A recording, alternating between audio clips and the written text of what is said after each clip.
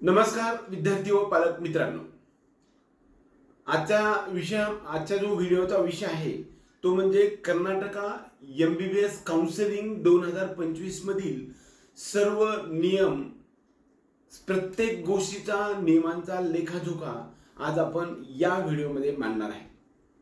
बऱ्याच वेळा all India counselling असेल, स्टेट काउन्सिलिंग असेल, ओपन डोमिसाइल स्टेट काउन्सिलिंग असेल, प्रत्येक राज्यानुसार नियम बदलत असतात आणि ह्या नियमानुसार आपण जर समजा फॉलो नाही केलं तर तुम्ही प्रक्रियेच्या बाहेर पडता। त्यामुळे 100% तुम्हाला नियम माहित असणं आवश्यक आहे। या आताच्या व्हिडिओमध्ये आपण चॉईस म्हणजे ज्यामुळे रजिस्ट्रेशन, ॲप्लिकेशन फॉर्म फिलिंग, त्यानंतर चॉईस फिलिंग, त्यानंतर अपग्रेडेशन, रेजिग्नेशन, कॉलेज सोडू कधी शकतो, पेनल्टी आणि चॉईस फिलिंग, त्याचबरोबर प्रत्यक्ष रिपोर्टिंगच्या संदर्भामधले संपूर्ण डिटेल्स या गोष्टी आपण राउंड टू राउंड मध्ये सगळे नियम कर्नाटका काउन्सिलिंग MBBSच्या राउंड 1 पासून ते स्टे वेकन्सी राउंड पर्यंतचा नियम आणि प्रत्यक्ष ॲडमिशनची प्रोसेस कशा स्वरूपामध्ये असते हे आपण पाहणार आहे। पहिली गोष्ट, ज्या विद्यार्थ्यांना रजिस्ट्रेशन करायचं आहे त्यांना फक्त पहिल्या राउंड मध्ये रजिस्ट्रेशन करता येऊ शकणार आहे। ज्या विद्यार्थ्यांनी रजिस्ट्रेशन पहिल्या राउंड मध्ये केलेलं नाही, सध्याच्या मितीला रजिस्ट्रेशन झालेले, त्यामुळे आता नवीन रजिस्ट्रेशन 100% चालू होणार नाही। परंतु त्यालाही एक डिस्क्लेमर आहे, जर NRI कोटा किंवा IQ कोट्यामधून एखादं सीट शिल्लक राहिलेले असतील राउंड 3 मध्ये तरी सुद्धा एखाद्या वेळेस नवीन रजिस्ट्रेशन सुरू होऊ शकतात। आता बऱ्याच वेळा चॉईस फिलिंगच्या संदर्भामध्ये खूप सारे क्वेश्चन्स असतात, तर चॉईस फिलिंग पहिल्या राउंड मध्ये आपल्याला फ्रेश करता येऊ शकते, मात्र दुसऱ्या राउंड मध्ये चॉईस फिलिंग फ्रेश करता येत नाही। परंतु राउंड 3 मध्ये मात्र तुम्हाला चॉईस फिलिंग करता येऊ शकते। पहिल्या राउंड मध्ये ज्या विद्यार्थ्यांनी चॉईस फिलिंग केलेली नाही अशा विद्यार्थ्यांना पुन्हा काउन्सिलिंग प्रोसेस मध्ये भाग घेता येत नाही। बघा, आणखी एकदा मी सांगेन, तर पहिला मुद्दा, कर्नाटका MBBS काउन्सिलिंगसाठी 2,500 भरून ज्या विद्यार्थ्यांनी रजिस्ट्रेशन केलेलं आहे, वास्तविक पाहता हे रजिस्ट्रेशन MBBS पासून ते इंजिनिअरिंग पर्यंत सर्वांसाठी चालतं। फक्त पहिल्या राउंड मध्येच आपल्याला नवीन रजिस्ट्रेशन करता येऊ शकतं, दुसऱ्या राउंड मध्ये नवीन रजिस्ट्रेशन कर्नाटका काउन्सिलिंगसाठी करता येत नाही। तिसऱ्या राउंड मध्ये जर समजा NRI सीट्स किंवा IQ सीट्स शिल्लक राहिले तर थर्ड राउंड मध्ये नवीन रजिस्ट्रेशन करता येऊ शकणार आहे। बऱ्यापैकी सीट शिल्लक राहतात, त्यामुळे तिसऱ्या राउंड मध्ये आपल्याला फ्रेश रजिस्ट्रेशन करता येऊ शकणार आहे। म्हणजे राउंड 1 नंतर राउंड 2 मध्ये रजिस्ट्रेशन करता येणार नाही। चॉईस फिलिंग ज्या पद्धतीने महाराष्ट्र आणि ऑल इंडिया कोट्यामध्ये प्रत्येक राउंडला असते, मात्र या ठिकाणी चॉईस फिलिंग फक्त राउंड 1 मध्ये राहील। राउंड 2 मध्ये चॉईस फिलिंग फ्रेश करता येणार नाही, परंतु राउंड 3 मध्ये मात्र फ्रेश चॉईस फिलिंग करता येऊ शकणार आहे। जर समजा तुम्ही पहिल्या राउंड मध्ये चॉईस फिलिंग किंवा ऑप्शन फॉर्म फिलिंग भरलेला नसेल तर तुम्ही प्रोसेसच्या बाहेर गेला, त्यामुळे तुम्हाला सेकंड राउंड मध्ये किंवा तिथून पुढे प्रोसेस मध्ये भाग घेता येणार नाही। आता पुढील प्रक्रिया जी सांगेल ती म्हणजे अपग्रेडेशन, ज्याला आपण बेटरमेंट असं सुद्धा म्हणतो।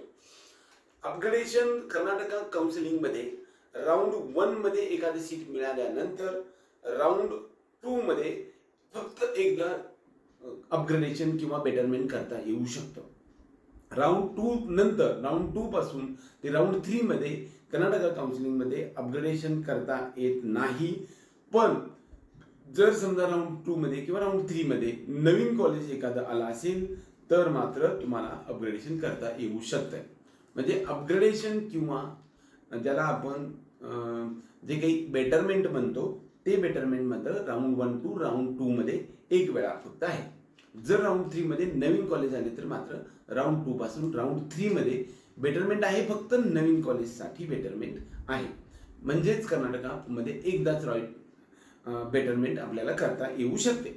आता मॉपअप राउंड मध्ये कोण कोण इलिजिबल आहे, आता बऱ्याच इलिजिबिलिटी पण यांच्यामध्ये थोडासा रूल मध्ये फरक आहे। जर समजा राउंड 1 मध्ये आणि राउंड 2 मध्ये जर तुम्हाला एकही सीट अलॉट झालेलं नाही असे विद्यार्थी मॉपअप राउंड मध्ये म्हणजेच राउंड 3 मध्ये तुम्हाला इलिजिबल आहे। परंतु जर राऊंड 1 मध्ये सीट अलॉटमेंट झाली, नंतर राऊंड 2 मध्ये सुद्धा सीट अलॉटमेंट झाली आणि ते जर तुम्ही जॉईन केली नाही तर मात्र राऊंड 3 किंवा मॉपअप राऊंड मध्ये तुम्ही इलिजिबल नाही, हे लक्षात ठेवा ना. बघा बऱ्याच वेळा ह्या गोष्टी महत्त्वाच्या आहेत. पहिल्या 2 राऊंड मध्ये जर तुम्ही अलॉटमेंट झालेली असेल आणि तुम्ही घेतलेलं नसेल तर मात्र मॉपअप राऊंड मध्ये तुम्हाला एंट्री नाही. राऊंड 1 मध्ये अलॉटमेंट झालं तुमचं, बऱ्याच वेळा काय होतं की ऍडमिशन प्रोसेससाठी अलॉटमेंट तुमचं जर समजा झालेलं असेल, म्हणजे तुमचं नाव लिस्टमध्ये पहिल्या राऊंडमध्ये आलेलं असेल तर तुम्हाला त्या ठिकाणी चॉईस एक्झरसाइज करावं लागते आणि त्या एक्झरसाइजचे 4 चॉईसेस आहेत. पहिल्या चॉईसमध्ये त्याचा अर्थ आपण त्याची सिलेक्ट करावं लागतं. आपल्याला वेबसाईटवरती जाऊन चॉईस 1 असं सिलेक्ट केलं तर ते कॉलेज जे आपल्याला पहिल्या राऊंडमध्ये मिळालेलं आहे ते कॉलेज आपण फायनल करायचंय आणि त्या कॉलेजमध्ये जाऊन ऍडमिशन घ्यायचंय आणि पुढील प्रोसेसच्या बाहेर पडायचंय, म्हणजे त्याला रिटेन्शन द्यायचंय, पुढील प्रक्रियेमध्ये जायचं नाही. अशा विद्यार्थ्यांसाठी चॉईस 1 असं ही एक्झरसाइज करायची. चॉईस 2 साठी पहिल्या राऊंडमध्ये मिळालेलं कॉलेज तुम्हाला घ्यायचंय, जॉईन करायचंय, त्याची फीस पण भरायची आहे. मग पहिल्या राऊंडमध्ये जर समजा चॉईस 1 घेतलेला असेल तर मात्र चॉईस 1 सिलेक्ट केल्यानंतर तुम्हाला त्याची फीस भरून आपल्याला ओरिजिनल डॉक्युमेंट घेऊन कॉलेजवरती जाऊन ऍडमिशन घ्यावं लागतं. त्याला आपण चॉईस 1 एक्सरसाइज म्हणतो. चॉईस 2 एक्सरसाइजमध्ये जर समजा तुम्हाला ते जे मिळालेलं पहिल्या राऊंडमध्ये मिळालेलं कॉलेज असेल ते कॉलेज तुम्ही जॉईन पण करू शकता, परंतु त्याची फीस पण भरू शकता, परंतु मात्र ते होल्ड करू शकता आणि पुढच्या राऊंडमध्ये अपग्रेडेशनसाठी जाऊ शकता. ऍडमिशन ऑर्डर फक्त या ठिकाणी डाउनलोड करायची नाही आणि कॉलेजला जायचं नाही, फीस फक्त पेमेंट करायची. त्याच्यासाठी काय करावं लागतं मी पुढे प्रोसेसमध्ये सांगेन. चलन डाउनलोड करायचं आणि फीस आपल्या बँकेमध्ये भरून घ्यायची, आपल्याच गावातल्या बँकेत भरायची आणि त्यानंतर ऍडमिशन ऑर्डर जी डाउनलोड होते ती घ्यायची नाही, म्हणजेच आपण पुढच्या प्रोसेसमध्ये राहता. राऊंड 3 मध्ये म्हणजे एक्सरसाइज म्हणजे चॉईस 3 जी आहे त्याच्यामध्ये मात्र जर मिळालेलं कॉलेज आहे ते आपल्याला जॉईन करायचं नसेल तर मात्र म्हणजे आपल्याला या सीटमध्ये पहिल्या राऊंडमध्ये मिळालेलं सीट जर अलॉटेड नसेल तर आपल्याला चॉईस अलॉटेड झालेलं असेल आणि ते तुम्हाला घ्यायचं नसेल म्हणजे जॉईन करायचं नसेल तर मात्र तुम्हाला त्या ठिकाणी मिळालेल्या कॉलेजच्या ऑप्शनचा विचार केला जात नाही. आता समजा उदाहरणार्थ आपण जे काही चॉईस फिलिंग दिलेले आहे, समजा 25 चॉईस दिले, ते 14व्या नंबरचं चॉईस फिलिंग दिलेलं असेल आणि तुम्ही जर चॉईस 3 सिलेक्ट केलेलं असेल तर 14व्या नंबरचं कॉलेज जे तुम्हाला मिळालेलं आहे ते त्यातून डिलीट होतं, म्हणजे ते तुम्हाला मिळून सुद्धा तुम्ही घेतलेलं नाही, म्हणजे त्याचा ऑप्शन्स तुम्हाला पुढे राहत नाही आणि तिथून खाली सगळे जे कॉलेजेस त्याचा पण तुम्हाला विचार राहत नाही. दुसऱ्या राऊंडमध्ये मात्र जर चॉईस 3 तुम्ही सिलेक्ट केलेला असेल तर मात्र दुसऱ्या राऊंडमध्ये जे कॉलेज मिळाले त्याच्या खालील आणि ते स्वतः कॉलेज डिलीट होतं, त्याच्या वरील कॉलेजचा विचार होणार असतो. आता बघा चॉईस 4 हा जो प्रकार आहे ते म्हणजे मला या काउन्सिलिंग प्रोसेसमध्ये ऍडमिशन मिळालेलं असेल किंवा नसेल, मला या प्रोसेसच्या बाहेर पडायचं आहे आणि प्रक्रियेमधून बाहेर पडायचं आहे, मला कसल्याही प्रकारचं प्रोसेसमध्ये राहायचं नाहीये, म्हणजे मी दुसऱ्या आपल्या राज्यामध्ये मी जाईन असा त्याचा अर्थ होतो. त्यामुळे चॉईस 4 म्हणजे जो आहे तो आपल्याला प्रोसेसच्या बाहेर पडणारा किंवा त्या प्रक्रियेच्या बाहेर पडणारा ऑप्शन आहे. म्हणजेच राऊंड 1 मध्ये अलॉटमेंट झाल्यानंतर ज्याला फायनल कॉलेज करायचे म्हणजे रिटेन्शन द्यायचं त्याला चॉईस 1 ऑप्शन आहे, ज्याला अपग्रेडेशन करायचंय त्या विद्यार्थ्याला चॉईस 2 ऑप्शन आहे, मात्र त्या ठिकाणी फीस पे करावी लागते.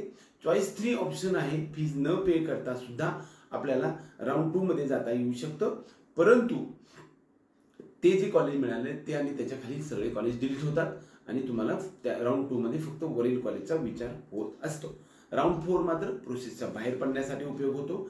आता बऱ्याच वेळा यानंतर आपल्याला कर्नाटक राज्यामध्ये फ्री एक्झिट कधी असते याबद्दल विचारलं जातं. ऑल इंडिया कोटा किंवा महाराष्ट्र राज्याच्या प्रोसेसमध्ये पहिल्या राऊंडमध्ये फ्री एक्झिट असते, परंतु या ठिकाणी सुद्धा पहिल्या राऊंडमध्ये फ्री एक्झिट असते.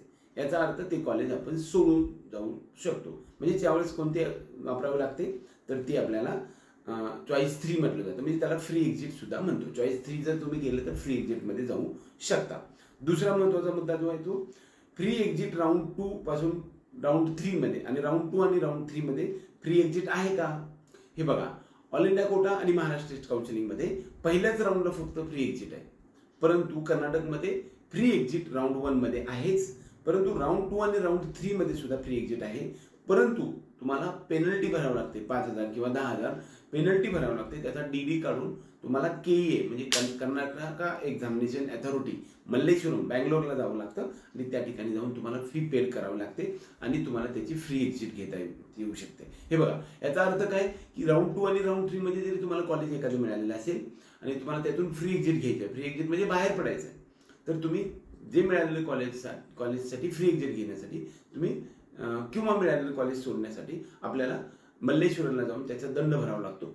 जी काही 10,000 रुपये पेनल्टी असेल ती भरावी लागते आणि मग आपले ओरिजिनल डॉक्युमेंट आणि फीज आपल्याला घेऊन आपल्या घरी येऊ शकतं.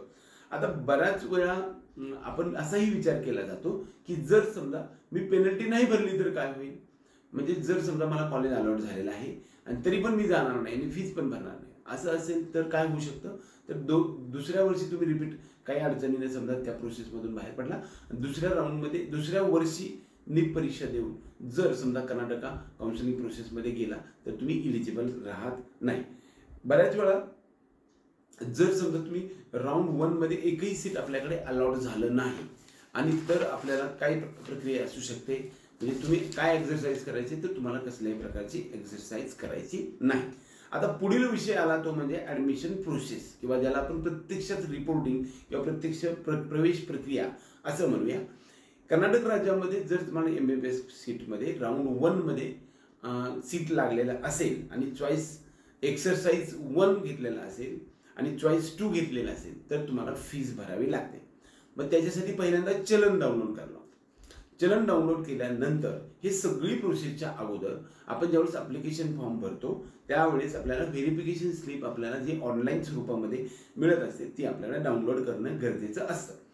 चॉईस एक्सरसाइज 1 आणि चॉईस एक्सरसाइज 2 या दोन्ही प्रोसेसमध्ये आपल्याला जी काही चलन आहे, चलन म्हणजे एक चलन मिळतं आणि ते चलन घेऊन आपल्या बँकेत भरायचं आहे आणि ती फीस पे करायची आपल्या बँकेमध्ये. आणि चॉईस 1 असेल तर ॲडमिशन ऑर्डर डाउनलोड करायची, ती ॲडमिशन ऑर्डर घेऊन कॉलेजला जायचं.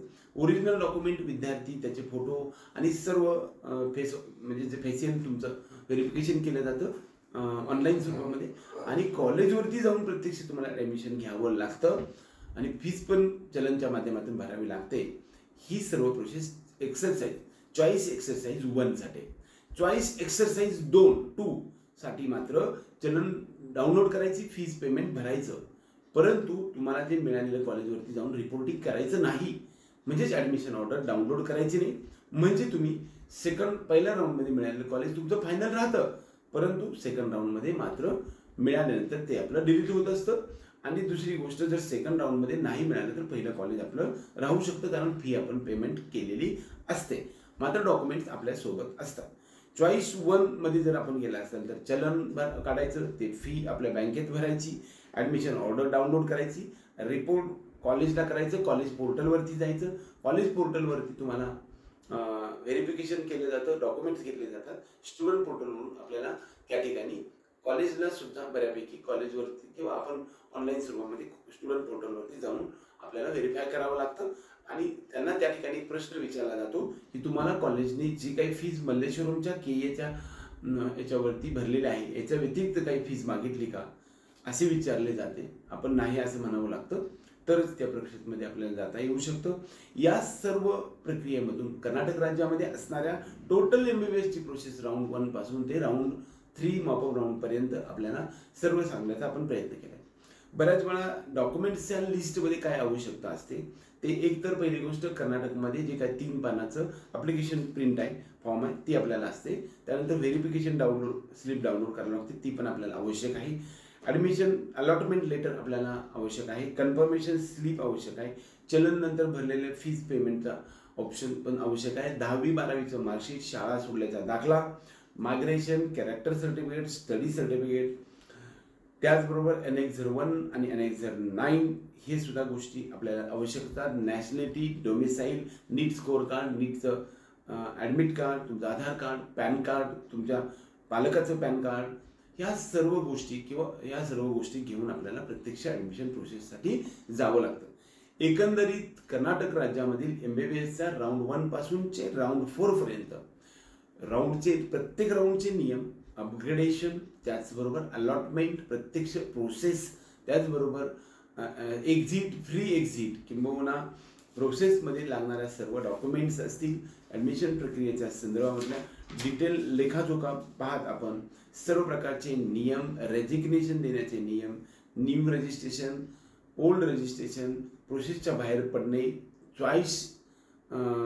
चॉईस फिलिंगच्या संदर्भामध्ये, त्याचबरोबर चॉईस एक्झरसाइजच्या संदर्भामध्ये सर्व नियमावली मी तुम्हाला सांगण्याचा जो प्रयत्न केला आहे, हा प्रयत्न आवडला तर व्हिडिओला लाईक करा, त्याचबरोबर आपल्या चॅनलला सबस्क्राईब करून बेल आयकॉन दाबा.